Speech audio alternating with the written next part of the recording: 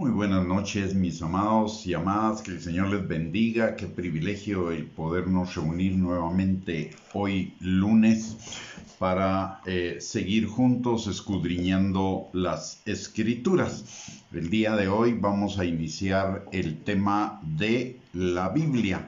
¿Qué es la Biblia? ¿Cómo estudiarla? ¿Cómo ponerla por obra? ¿Cómo predicarla?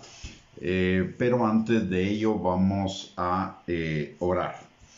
Padre bendito, te damos gracias, Señor, en el nombre poderoso de Cristo Jesús, por el privilegio, Señor, que tú nos das de podernos reunir alrededor de nuestros equipos electrónicos, Señor, para escudriñar juntos la palabra y conocerte cada día más, pero también, Señor, para obedecerla y para ponerla por obra de tal manera que cada uno de nosotros podamos vivir cada día en la vida abundante que tú tienes para cada uno de nosotros. Te damos gracias, Señor, por este privilegio. Además que sabemos que cuando los hermanos estamos juntos y en armonía, tú envías ahí, Señor, bendición y vida eterna, y no dudamos que el día de hoy, Señor, tú enviarás al corazón de cada uno de nosotros una porción de esa vida eterna que necesitamos en este día, Señor, para los días por venir. Te damos gracias, Señor, porque tú eres bueno y para siempre es tu misericordia. Solo tú eres Dios verdadero, pero más que Dios, para cada uno de nosotros eres nuestro Padre que tiene cuidado de nosotros, que nos guía, nos enseña, nos transforma, nos va formando cada día el carácter de Cristo y además tiene cuidado de cada uno de nosotros, suples nuestras necesidades, eres nuestra seguridad y fortaleza y te has dado plenamente como Padre, en el Hijo y en el Espíritu Santo a cada uno de nosotros para que podamos vivir vidas conforme a tu voluntad buena, agradable y perfecta, llevando adelante esos planes que tú tienes para cada uno de nosotros, planes de bien y no de mal, para darnos un futuro y una esperanza. Gracias, Señor, te alabamos y te bendecimos porque tú eres santo. Tú eres perfecto, omnisciente, omnipresente, omnipotente. Tú eres amor y derramas en cada uno de nosotros tu bondad, tu gracia, tu misericordia, tu favor, y también nos vas formando a cada uno conforme a tu imagen en santidad, en justicia y en verdad, Señor. Padre, gracias por el privilegio de haber sido abiertos nuestros ojos para que nos resplandeciera la luz del Evangelio, y ello fue obra tuya por el Espíritu Santo. Gracias, Señor, por esta salvación tan grande que no tenemos cómo agradecerla, Señor, pero nuestro corazón, Señor, te ama. Y es lo que tú esperas de cada uno de nosotros, Señor. Gracias en esta hora, Señor. Te pedimos que tu Espíritu Santo que está sobre nosotros rompa todo yugo de mentira, de argumento y razonamiento falso, toda fortaleza que se esté oponiendo al conocimiento tuyo, al conocimiento y obediencia de tu palabra y a la vida abundante que tenemos en ti, Señor.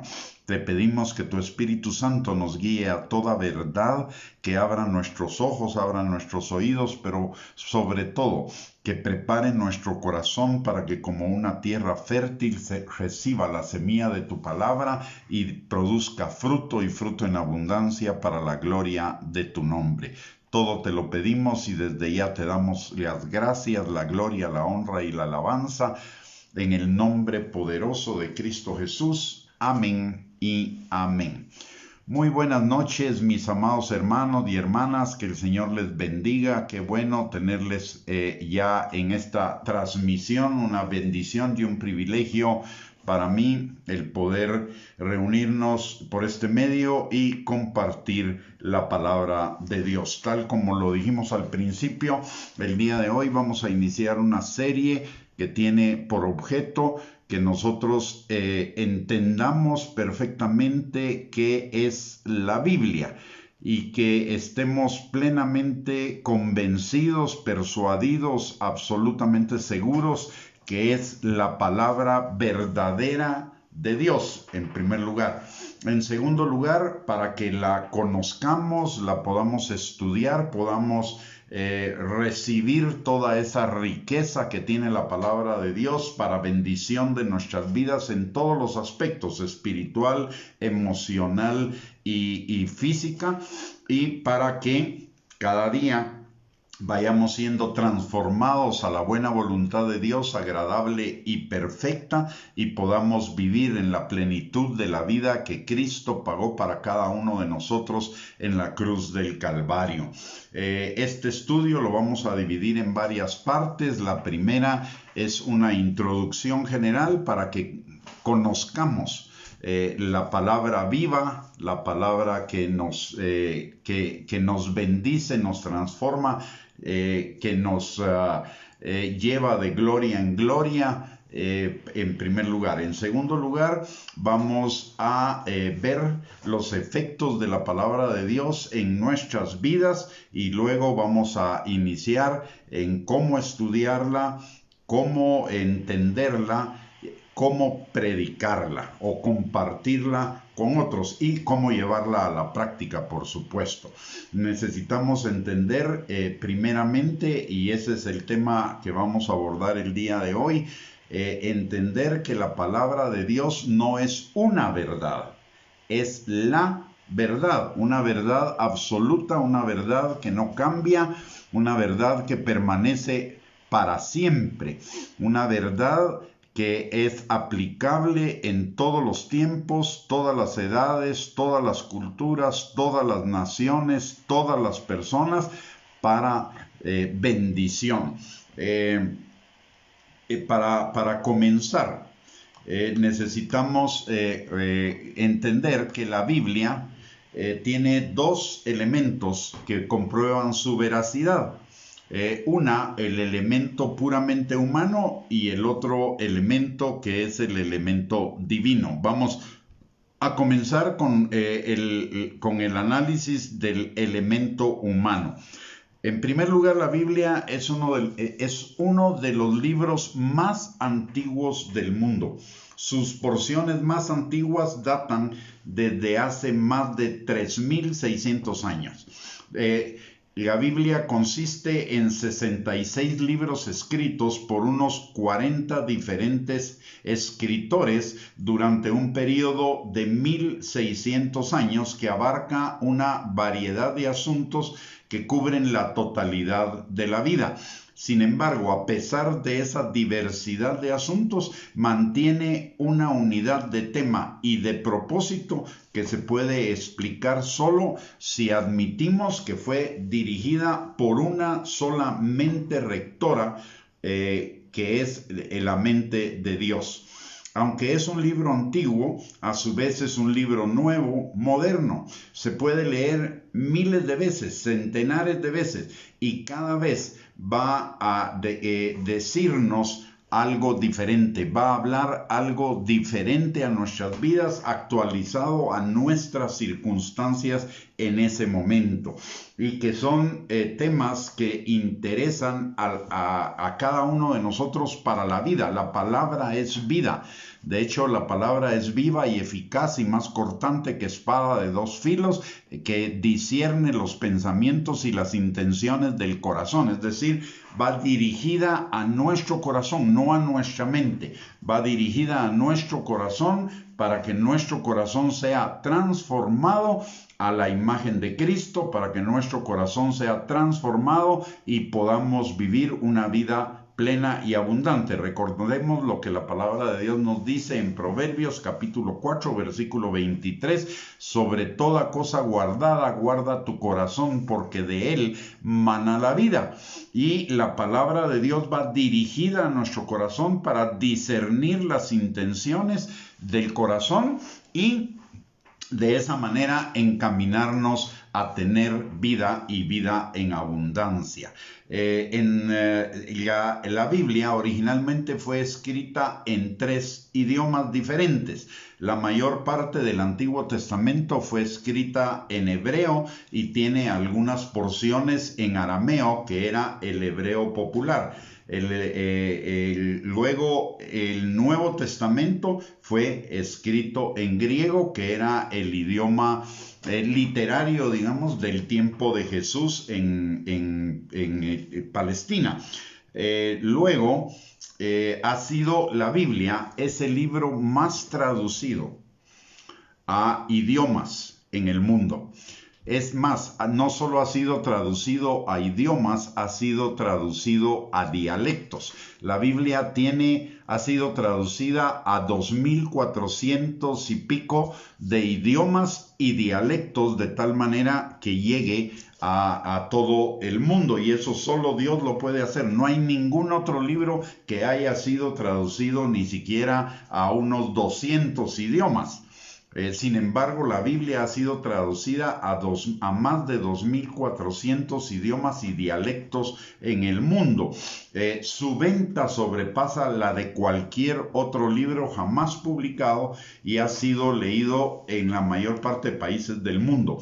Se calcula que libros impresos de la Biblia o Biblias impresas al día de hoy son más de 5.000 millones. Anualmente se venden 100 millones de Biblias. La Biblia es el bestseller universal. No hay ningún otro libro que alcance esa clasificación, a pesar de que el mundo no lo reconoce.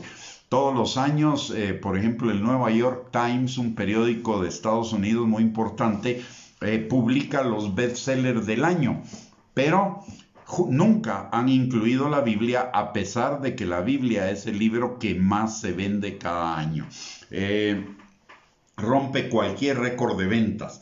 Y ello a pesar de que ha sido el libro más perseguido de todas las épocas.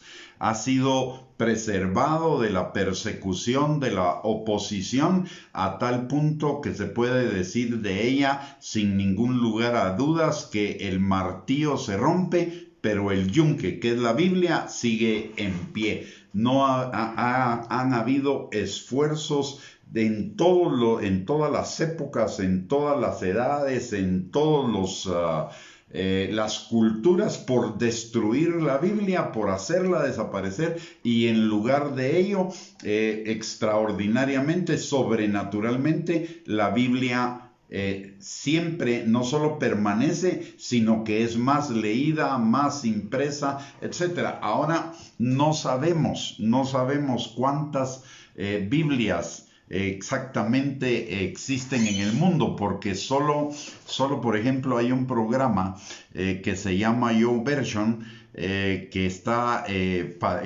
es para los celulares y para las computadoras. Solo ahí se han bajado más de 200 millones de... esa aplicación la han bajado más de 200 millones de veces. Y de esas 200 millones de veces en que se ha bajado la aplicación, implica que se ha bajado no una versión. Ahí se pueden bajar cualquier cantidad de versiones de la Biblia, o sea que en los celulares y en las computadoras andan en circulación, podríamos decir, más allá de 500 millones de Biblias en este momento, solo en los celulares. Y eso también sobrepasa cualquier otra descarga de aplicaciones en el internet. La Biblia es un libro sobrenatural. Mire, todos los libros que se escriban, incluyendo los libros cristianos, son libros naturales, son libros escritos por un autor humano y de acuerdo a sus propios criterios y a su propio entendimiento de las cosas. Sin embargo, la Biblia es un libro sobrenatural porque fue escrito por Dios. Es el único libro que nos refleja exactamente, verdaderamente el pensamiento de Dios. ¿Y quién es Dios? La verdad, ¿de quién es Dios? La mejor prueba de su origen sobrenatural es la gran cantidad de profecías que la Biblia anuncia que ya se han cumplido. aproximadamente el 25% de la Biblia es de carácter profético. Y de todas las profecías de la Biblia, hasta el día de hoy se han cumplido más del 90%. Solo queda un 10% por cumplirse, que es todo lo relativo a los últimos tiempos, a la venida de Cristo por su iglesia en el arrebatamiento y a los últimos tiempos que implican los tiempos de la pretribulación, la tribulación, la gran tribulación y la venida de Cristo y el reino milenial. Si el 90% de las profecías se han cumplido, y eso que son profecías que se dieron con muchísimo tiempo de anticipación a que sucedieran los hechos, si ese 90% se ha cumplido, es irrefutable e innegable que el otro 10% se cumplirá. Y de hecho estamos viendo ya muchas señales del cumplimiento de ese 10% de lo profético de la Biblia que está por cumplirse.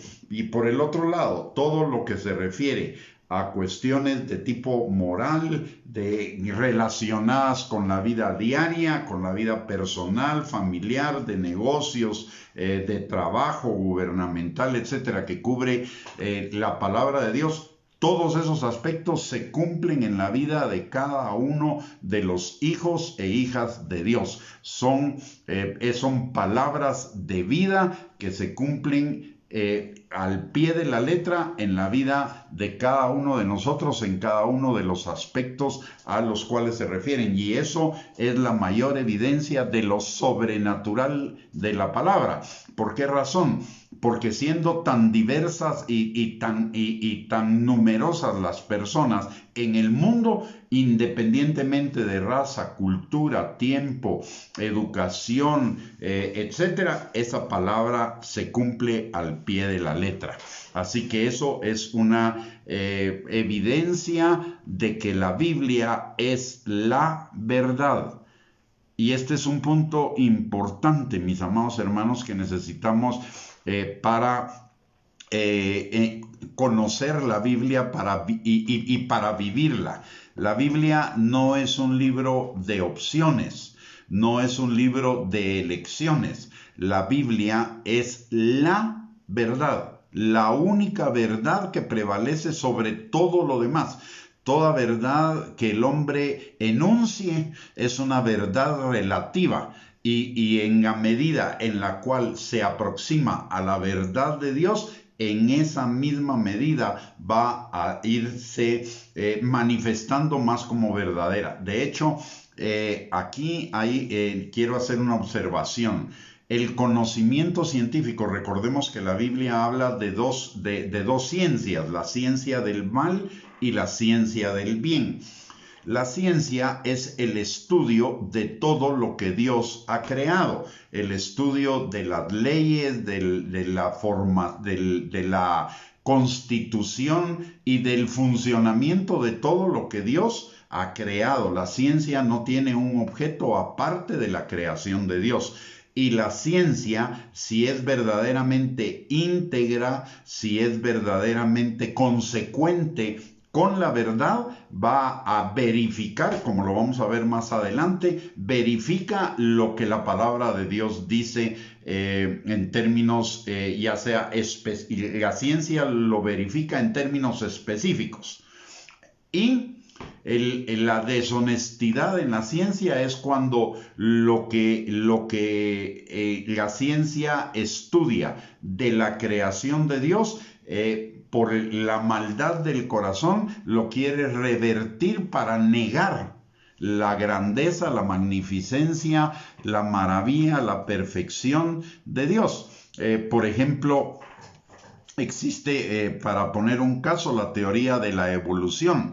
La teoría de la evolución estudió las criaturas que Dios había creado.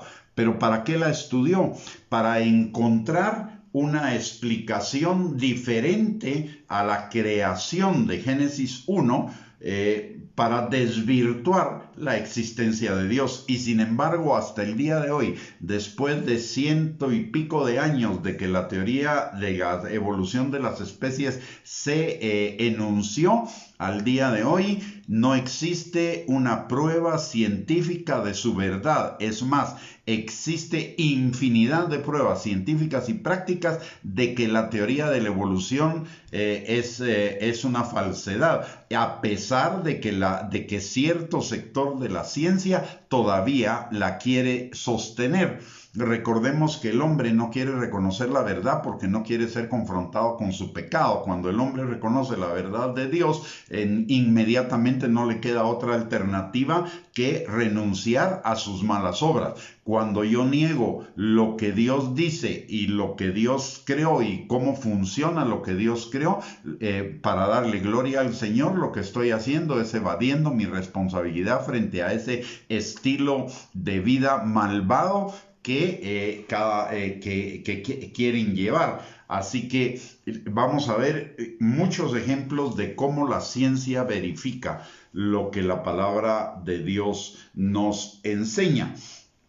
Entonces, la Biblia es la verdad de Dios, un libro total y completamente sobrenatural que refleja la mente y el corazón de Dios en favor de los seres humanos. Sin embargo, como es con el sacrificio de Cristo en la cruz del Calvario, que fue una manifestación de la bondad y del amor de Dios por la humanidad, ha sido rechazado por mucha gente. De la misma manera, la bendición de la palabra de Dios y de la verdad de la palabra de Dios ha sido rechazada por una gran cantidad de la humanidad en perjuicio de ella. Porque si viviera de acuerdo a lo que la palabra de Dios nos enseña, tendríamos la vida abundante que la palabra de Dios nos dice que Dios quiere que tengamos. Y los creyentes somos la manifestación de esa vida abundante, de cómo nuestra vida, a través de la palabra y a través de la obra del Espíritu Santo de la que habla la palabra, hemos sido transformados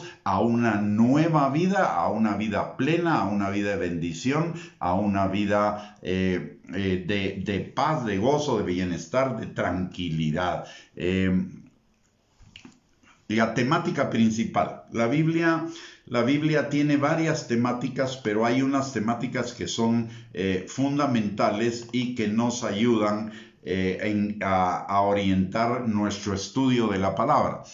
Primero, la palabra de Dios nos enseña acerca de Dios. Juan capítulo 17, versículo 3 dice: esta es la vida eterna, que te conozcan a ti y a tu Hijo Jesucristo, a quien tú has enviado. Entonces, la primera función de la palabra de Dios es que nos da un conocimiento de Dios, de la persona de Dios, de sus atributos de Dios, de su amor, misericordia, gracia, bondad, santidad, justicia, omnisciencia, o sea que todo lo sabe, omnipresencia, que está en todo lugar, todopoderoso, santo, justo, verdadero, magnánimo, paciente, etc.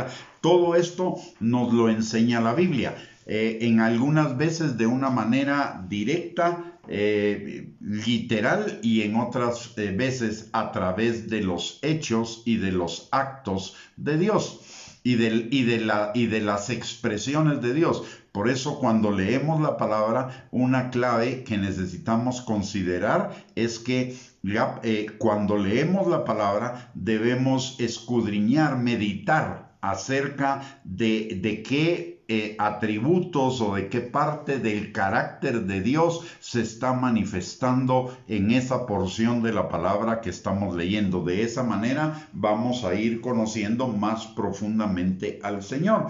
Por eso es que Jesús en Juan 5:39 nos dice que escudriñemos las Escrituras. Y escudriñar significa lo mismo que el Salmo 1, versículos del 1 al 3 nos dicen: bienaventurado el varón que en la ley de Jehová, en la palabra de Jehová, tiene su delicia, y en ella medita de día y de noche. Entonces será como árbol plantado junto a corrientes de agua que da su fruto a su tiempo y su hoja no cae y todo lo que hace prosperará. Pero es meditar la palabra, no es solo leerla de una manera mecánica, no es solo leerla como una tarea. La Biblia es necesario escudriñarla, meditarla, procesarla. ¿Por qué? Porque es vida. En la medida en la que más la conozco, en la medida en la que más profundizo en ella, en la medida en la que más interiorizo la palabra de Dios en mi corazón, en esa misma medida voy a tener una mayor calidad de vida, una mayor aproximación a esa vida abundante que Cristo pagó para cada uno de nosotros en la cruz del Calvario. Entonces no es solo de leerla. Y aquí le voy a hacer una observación. Si usted no tiene una práctica o un hábito cotidiano de leer la palabra de Dios, está muy bien que use un plan de lectura de la Biblia en tanto tiempo. No tengo ningún problema con ello. Pero en la medida en la que vamos conociendo más y más de la palabra de Dios, esos planes ya no son necesarios. Es más, a veces esos planes, en lugar de ayudarnos a conocer más la palabra de Dios, están hechos con buena intención, pero en algunas personas lo que nos hacen es confundirnos. ¿Por qué? Porque nos dan a leer un trozo de un libro de la palabra, después de otro libro y después de otro libro cada día. Y entonces no llegamos a tener el panorama completo de lo que la palabra de Dios enseña. Mi criterio o mi consejo, si usted va a leer la palabra de Dios, es que la lea primero que nada en el orden en el cual la palabra de Dios está en la Biblia, es decir, del libro de Génesis al libro de Apocalipsis, número 1. En segundo lugar, ¿cómo hago para leer la Biblia, por ejemplo, en un año? Ok, un año tiene 365 días. La Biblia tiene 1085 capítulos. Si divido 1085 capítulos entre 365 días, me da más o menos aproximadamente 3 capítulos diarios. Si quiero leer la Biblia en un año, entonces lo que necesito es leer 3 capítulos diarios de la Biblia. Y así la voy a terminar en un año. Si la quiero leer en 6 meses, pues leeré 6 capítulos diarios de la Biblia. Y la lectura promedio de un capítulo de la Biblia nos va a llevar alrededor de unos, sin mucho, entre 5 y 10 minutos dependiendo de la rapidez en que leamos.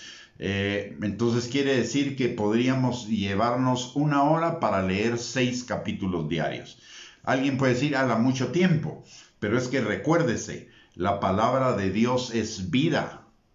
Lo que usted está leyendo, y realmente no lo está leyendo sino en términos figurados, lo está comiendo, es el pan que da vida y que da vida eterna, vida plena, vida abundante.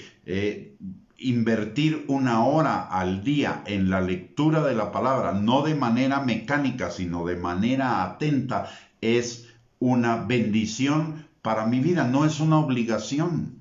Es una necesidad, es una delicia. Volvemos aquí al mismo tema o a lo mismo que decíamos con respecto a la oración. Algunos la han considerado como una disciplina, como algo a lo cual necesito forzarme a hacer, cuando en realidad leer la Biblia es mi necesidad, la necesidad de todo mi ser, la necesidad de alimentar mi ser interior para que tenga vida y vida en abundancia.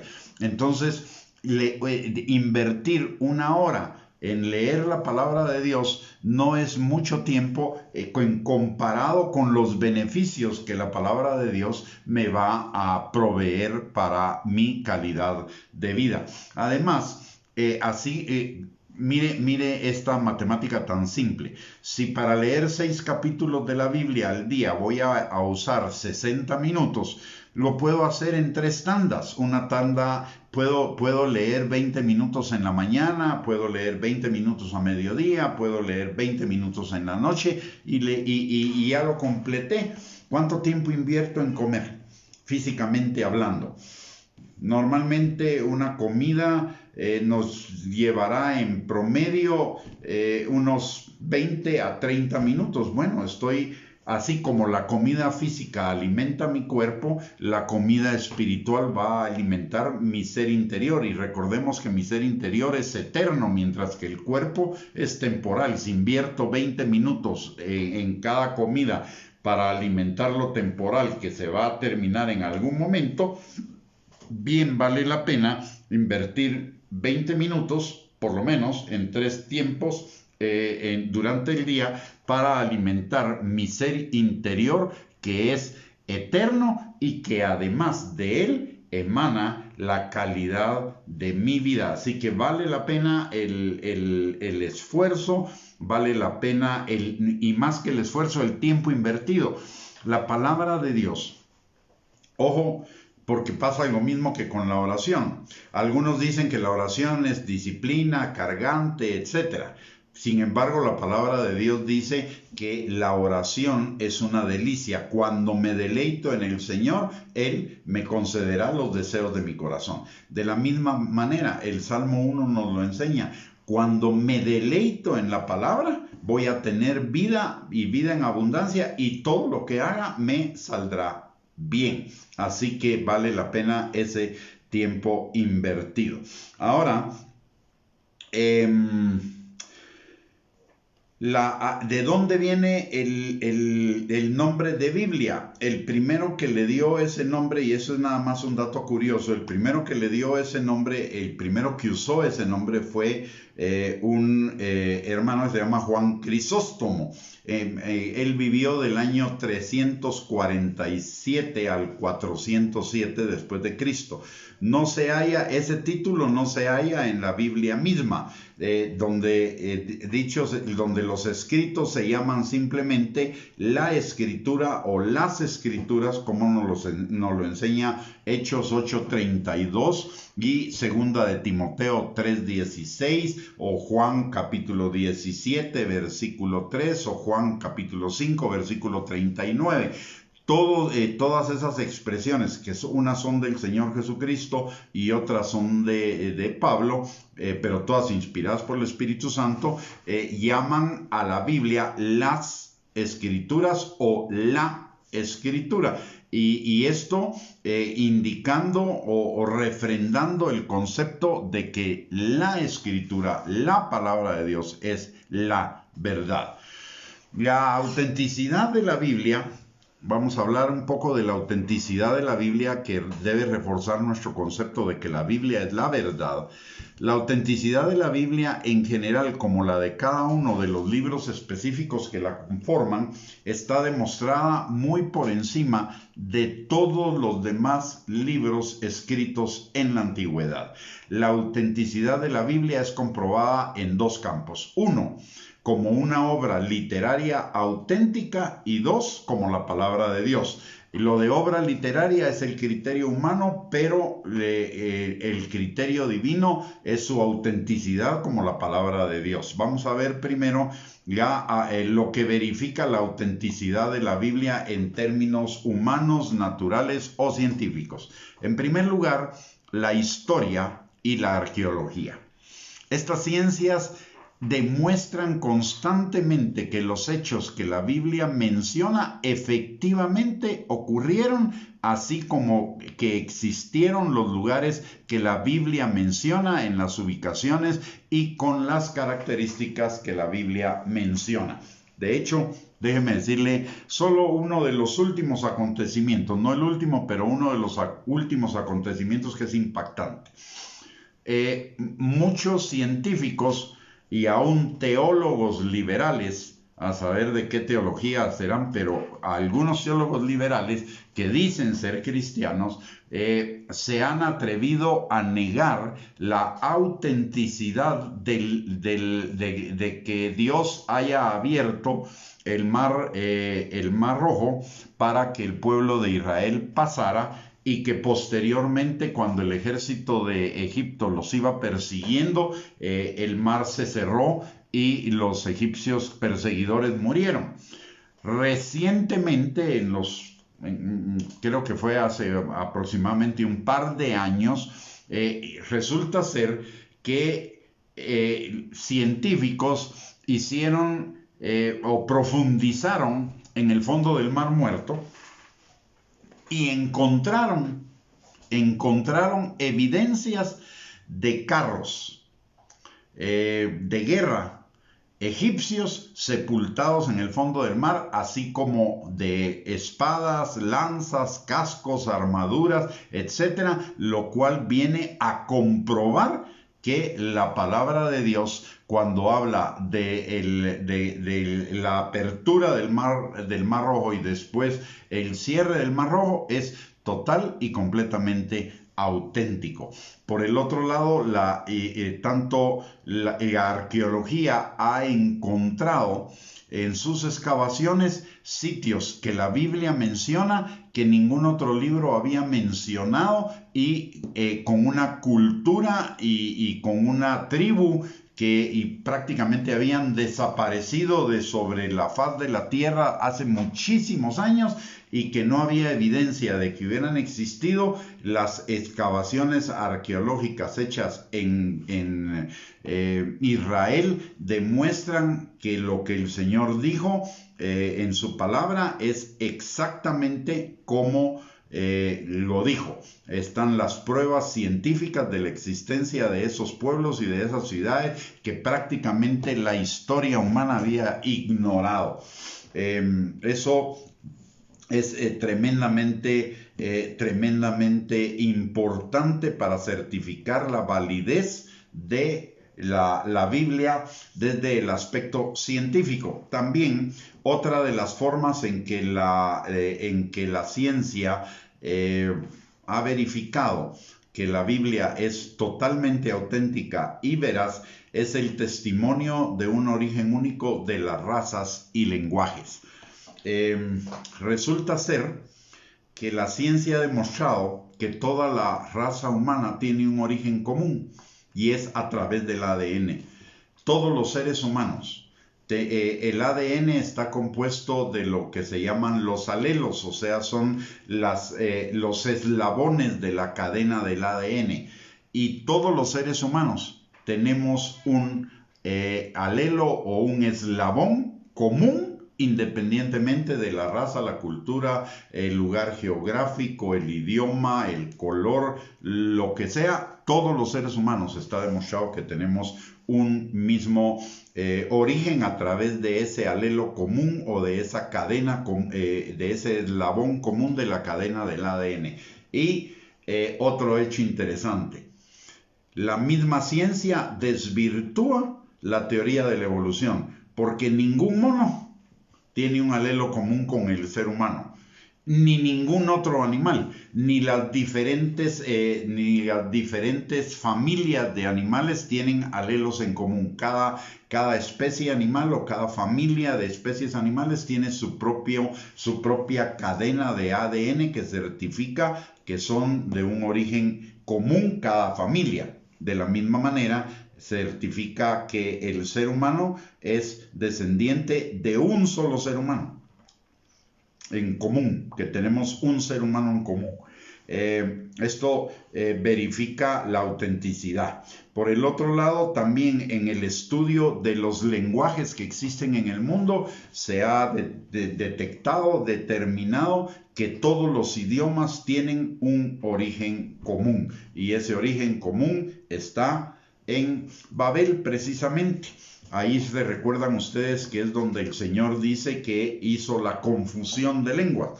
Pero todas las lenguas que de ahí surgieron tienen un origen común en una sola lengua, que era la que se hablaba en Babel antes de la confusión de lenguas. Por el otro lado, la Biblia manifiesta una exactitud científica en cuestiones que la Biblia menciona, y que no había forma de que los hombres del tiempo en el cual fueron los que recibieron la inspiración de la Escritura tenían forma de saberlo, como por ejemplo la redondez de la tierra, el orden cronológico de la creación es el orden perfecto de la cadena, de lo que hoy llaman la cadena alimentaria, sigue el orden preciso de la cadena alimentaria, la designación, por ejemplo, de la liebre como un rumiante y muchas otras cosas de las cuales vamos a ir hablando un poquito más adelante, pero por ejemplo, solo para darle una, la ciencia que quiere desvirtuar a Dios se ufana del descubrimiento freudiano o de que la vida del adulto está determinada por las experiencias de la niñez. Sin embargo, eso no lo descubrió Freud, eso ya está en la Biblia. En el libro de Proverbios dice, enséñale al niño su camino y aun cuando sea grande, no se apartará de él. O sea, lo que Freud se ufana o lo que los freudianos se ufanan en exaltar del descubrimiento de Freud no hay nada de qué ufanarse, porque la Biblia ya lo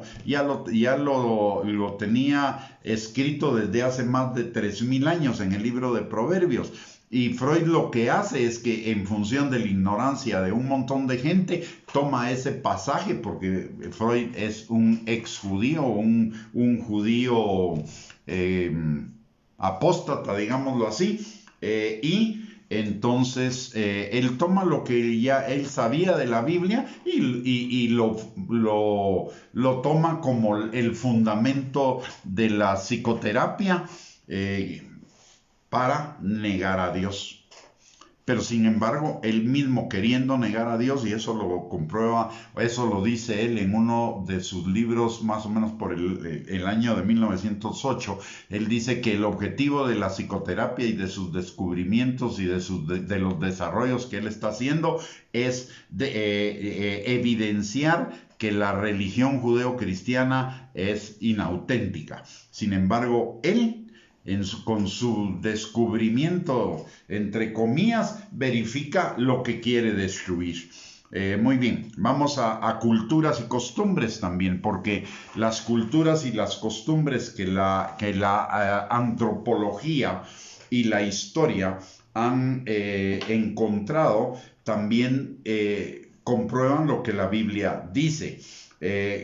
La ciencia ha demostrado que las culturas y las costumbres de las cuales habla la Biblia y las plasmó son exactamente así, a pesar de que no solo se refieren a un pueblo, sino a muchos pueblos y tiempos diferentes.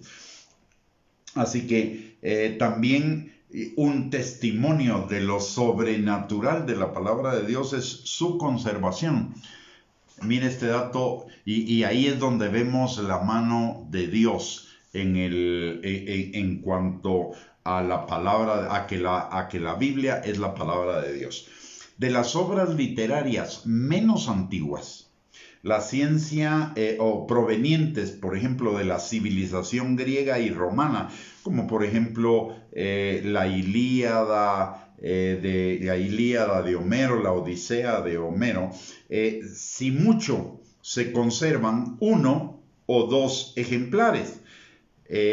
Y ninguno de ellos es el original, sino todos esos ejemplares que todavía se conservan fueron escritos muchísimo después, poniendo por escrito la tradición oral, o sea,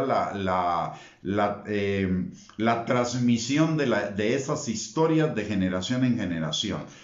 Sin embargo, de la Biblia se conservan miles de escrituras, no solo las originales, sino copias de las originales. Por eso en las Biblias de estudio muchas veces se dice, hay anotaciones donde dice que en los textos más antiguos la expresión era X, o que no se encontraba en algunos de los textos antiguos, sino en los textos más recientes, etc. Pero hay alrededor de unos, de las porciones del Antiguo Testamento, hay alrededor de unos 5000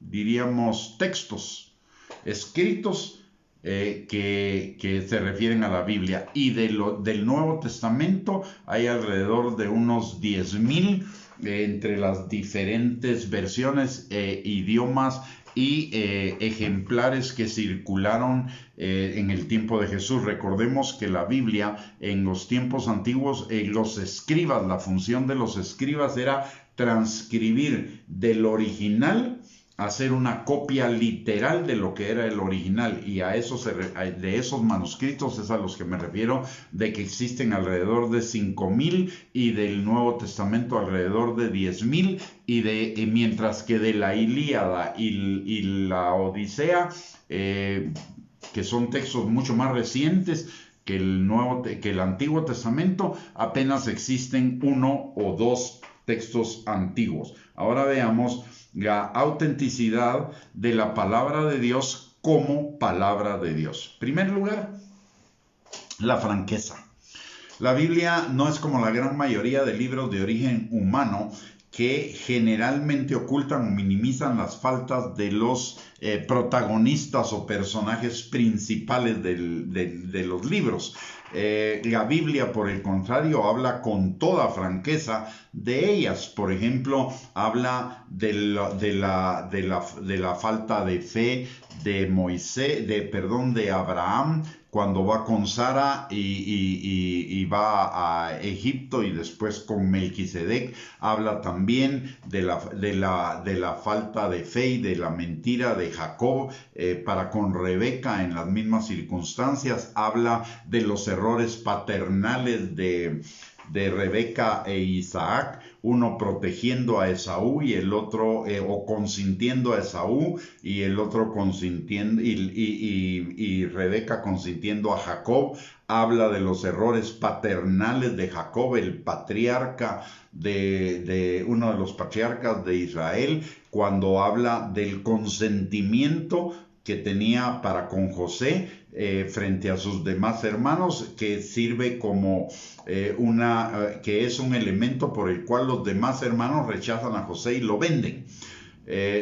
La Biblia habla con franqueza de eso, así como habla con toda la franqueza del pecado de David, de los pecados de Salomón y de Saúl, etcétera. No los oculta. Mientras que la mayoría de libros biográficos el día de hoy lo que hacen es solo exaltar a la persona, minimizando u ocultando sus errores. La otra cosa que demuestra que la palabra de Dios es la palabra de Dios y es verdadera es la integridad.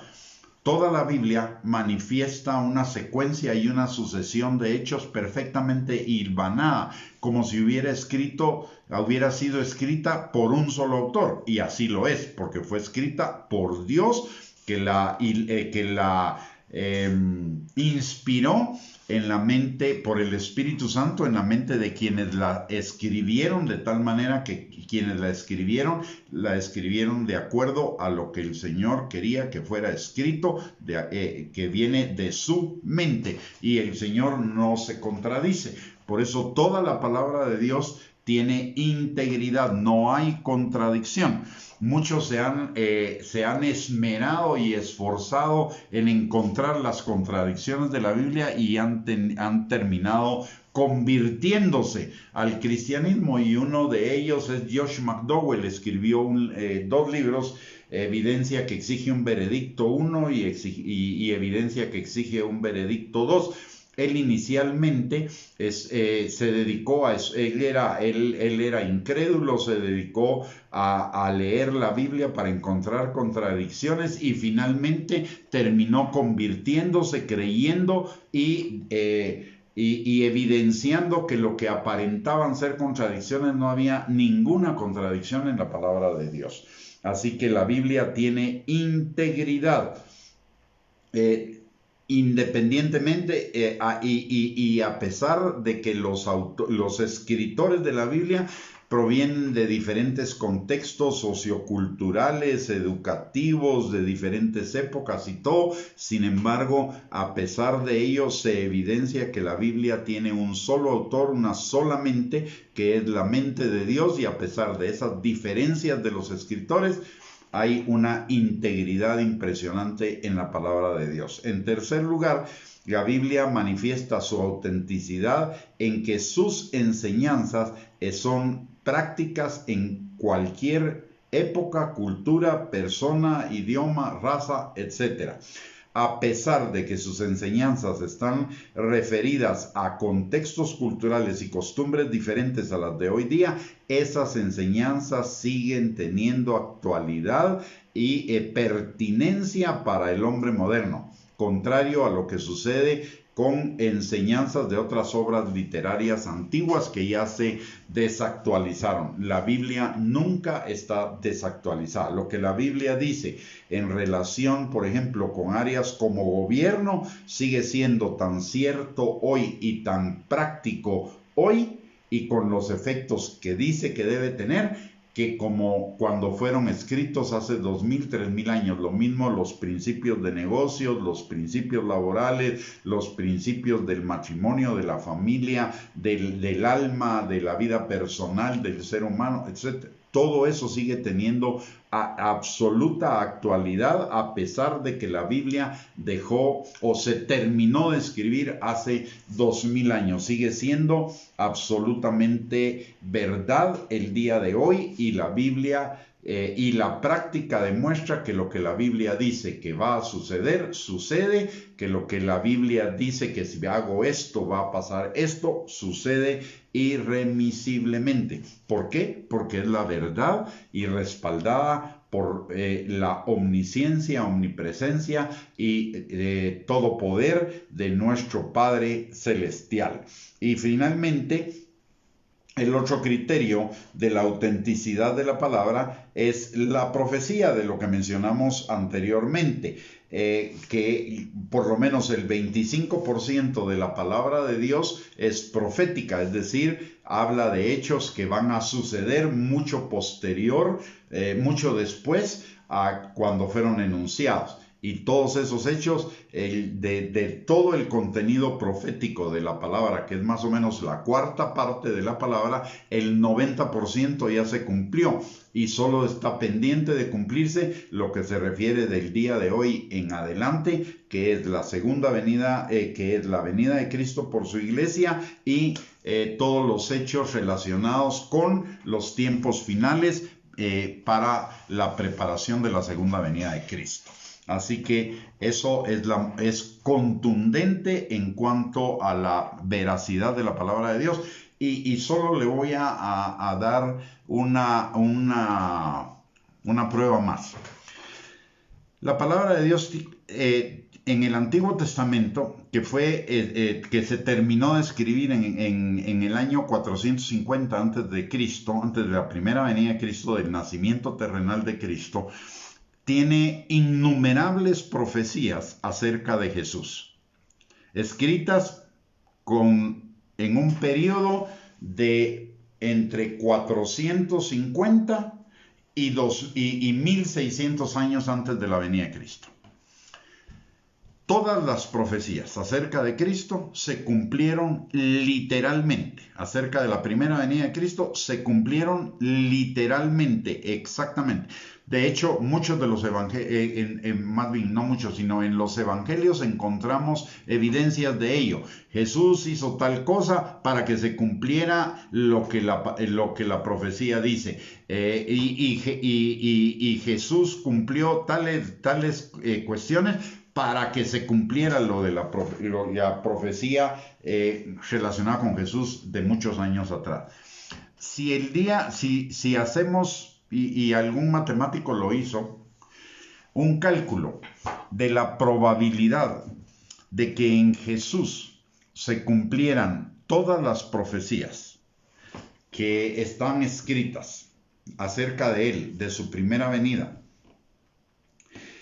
el número o la probabilidad sería de 1 en más de 100.000 millones. Ojo, de 1 en 100.000 millones. Al día de hoy, la población humana, desde la creación hasta el día de hoy, no llega a 100.000 millones de personas, lo que implica que prácticamente que se cumplieran en Jesús todas esas profecías. Si hubiera sido un libro natural, un libro humano, hubiera sido imposible que existiera todavía la persona que lo cumpliera. Sin embargo, Jesús las cumplió en un tiempo en el que la población del mundo, desde la creación hasta el tiempo de Jesús, probablemente no excedía ni siquiera de los 100 millones de habitantes. Así que esa es una prueba evidente de la infalibilidad, de la veracidad de la Biblia. ¿Cómo está organizada la Biblia? En primer lugar, la Biblia está organizada en 2 testamentos o en 2 partes. Una llamada el Antiguo Testamento, que corresponde a las escrituras puramente judías, y el Nuevo Testamento, que corresponde a todas las escrituras relacionadas con la vida de Jesús y sus enseñanzas para la iglesia.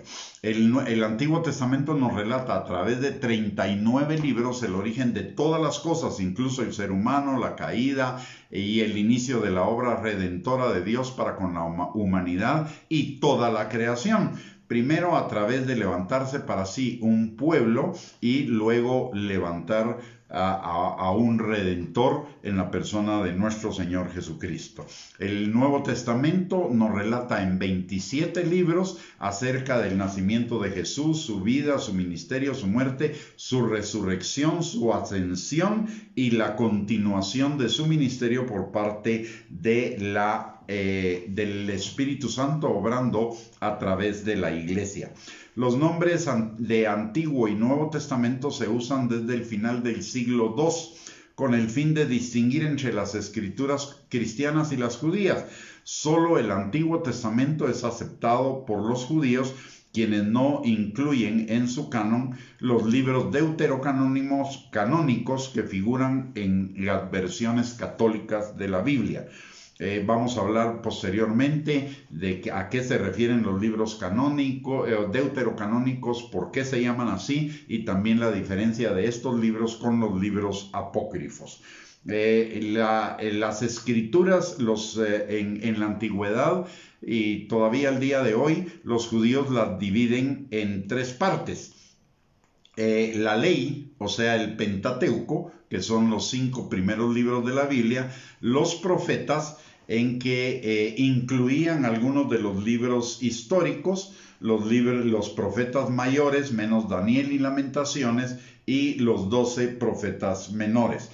Y los demás libros le daban el nombre de los escritos.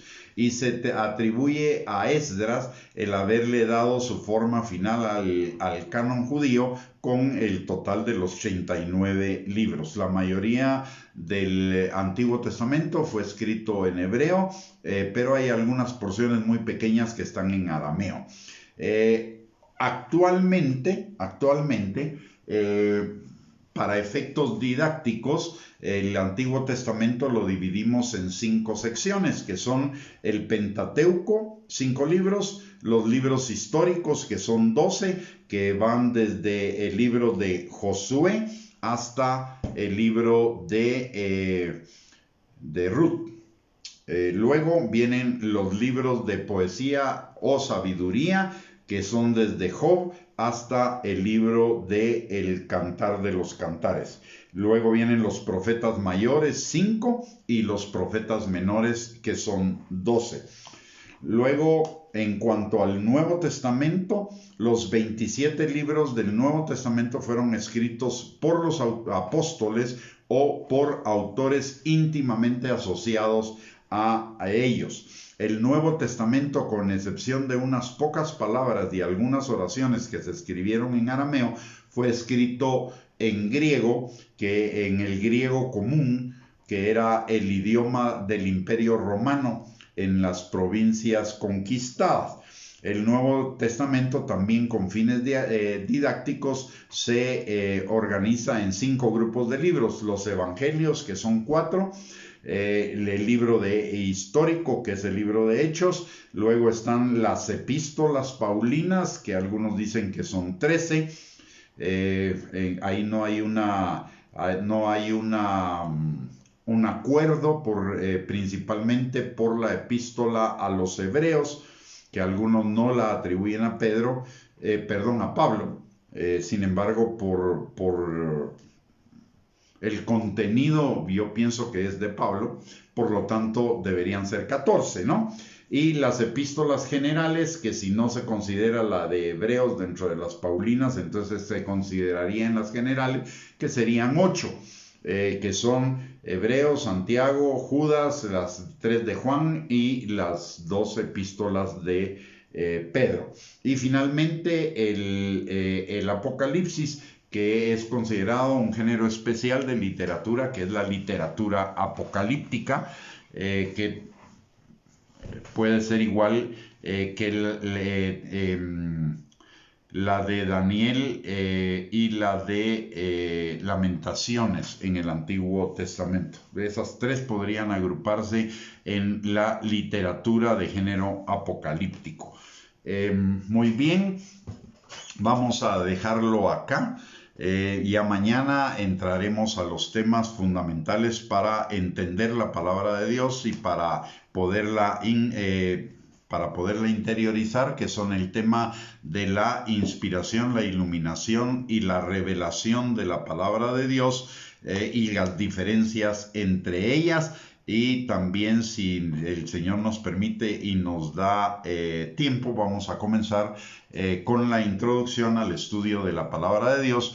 Así que los esperamos el día de mañana a las 8 de la noche para seguir conociendo nuestro libro de vida, nuestro manual de vida, que es la Biblia, la palabra de Dios, la Escritura maravillosa, hermosa, preciosa de nuestro Dios para cada uno de nosotros.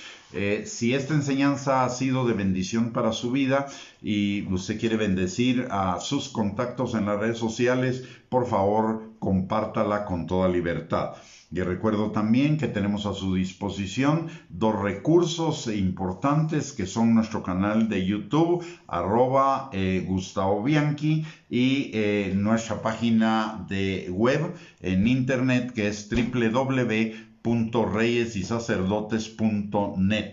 Ahí hay cualquier cantidad de recursos que usted puede utilizar para estudiar, entender la palabra de Dios, y también para edificar, exhortar y consolar su vida y prepararnos para la pronta venida de Cristo por su iglesia. Finalmente, también le quiero recordar que si usted necesita salir de su casa, usemos las medidas de precaución, no nos cuesta nada. La mascarilla, lavarnos las manos con jabón, ahora está a disposición en todos lados, y aparte de ello, guardar el distanciamiento social cuando eso sea posible y necesario. De esa manera se protege usted, protege a su familia y nos protegemos todos, aunque no necesariamente solo del COVID, sino de cualquier otra enfermedad que se pueda contagiar por contacto o por el aire que respiramos.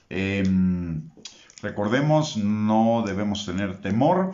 El perfecto amor de Dios echa fuera el temor. Él tiene control de nuestras vidas desde el primer día hasta el último día, y para cada uno de nosotros el vivir es ganancia y el morir ganancia también, así que no debemos tener ningún temor. Nuestra vida está escondida en Dios, en Cristo. Así que ánimo, vamos para adelante, vamos a lo mejor de Dios para nuestras vidas. Y antes de despedir la transmisión, permítame orar por usted y por los suyos. Padre bendito, te damos gracias, Señor, en el nombre de Jesús, por el privilegio que nos da, Señor, de poder escudriñar tu palabra, de poderla conocer cada día más, porque tu palabra es vida, Señor, y no solo es vida, Señor, es sanidad, liberación, restauración, provisión, transformación y tantas otras cosas, Señor. Gracias, Padre, por ese privilegio que tú nos das. Te pedimos, Señor, que cada día abras nuestros ojos, nuestros oídos, para poder conocer y amar y tener en tu palabra nuestra delicia, Señor. Padre, en esta hora te damos gracias por el privilegio también que tú nos das de poder entrar al trono de tu gracia para encontrar gracia y misericordia para el oportuno socorro, no solo de cada uno de nosotros, sino de los nuestros, Señor. Padre, los levantamos delante de ti en esta hora, pidiéndote que tu mano poderosa esté sobre cada uno, Señor, sanando al que esté enfermo, liberando, Señor, al que está cautivo de mentiras, argumentos y razonamientos falsos, que se pongan al conocimiento tuyo y a la obediencia a la palabra y por consiguiente a la vida abundante que tenemos en ti, Señor. También te pedimos, Padre, que tú restaures a los que estén quebrantados por cualquier emoción negativa, Señor, que estén experimentando, que tú pongas tu manto de alegría sobre cada uno de ellos, Señor, y que derrames tu óleo sanador de gozo en el corazón de cada uno, sanando esas heridas, Señor, que producen esas emociones negativas, Padre. Señor, te pedimos por todos aquellos de los nuestros que todavía no se han convertido a ti, Señor, atráelos con lazos de amor, vuélvelos a ti, Señor, que se arrepientan de sus malos caminos y se vuelvan a ti de todo corazón. Padre, también los que han tomado el camino del Hijo pródigo, vuélvelos en sí, Señor, tráelos al arrepentimiento y que regresen a tu casa, Señor, y a la vida abundante que tienen en ti. A los que se han enfriado en su primer amor, Señor, que tu Espíritu Santo encienda ese fuego del amor, del primer amor, Señor, y aún lo incremente, que se produzca un avivamiento, Señor, en sus corazones para que se vuelvan a ti, Padre. Y, Señor, aquellos que están debilitándose en su fe por tu Espíritu Santo, fortalécelos, Señor, para que todos juntos, los que aún no se han convertido, los que están en el camino del Hijo pródigo, los que se han enfriado en su primer amor y los que están vacilando en su fe, Señor, todos juntos seamos regresados plenamente a la casa del Padre, revestidos como la novia que tú vienes a traer, Señor, y que nos vayamos juntos todos en el arrebatamiento de la iglesia, Padre. Señor, también en esta hora quiero pedirte especialmente, Señor, por todos aquellos que son ministros de tu palabra, Señor, para que tu Espíritu Santo, Padre, venga sobre cada uno de nosotros, Señor, y nos aparte de toda doctrina y enseñanza, Señor, que no esté conforme a tu voluntad, que es nuestra santificación, Señor, nuestra obediencia a la palabra, Padre. Señor, este ya no es el tiempo de estar entretenidos. Muéstranos, Señor, a todos que ya no es el tiempo de estar entretenidos en las cosas terrenales, humanas o mundanas, Señor, sino que necesitamos volvernos a la santidad, al arrepentimiento, a la obediencia a tu palabra, Señor, para ser esa novia gloriosa, limpia, santa y sin mancha que tú vienes a traer en el próximo arrebatamiento de la iglesia, Padre.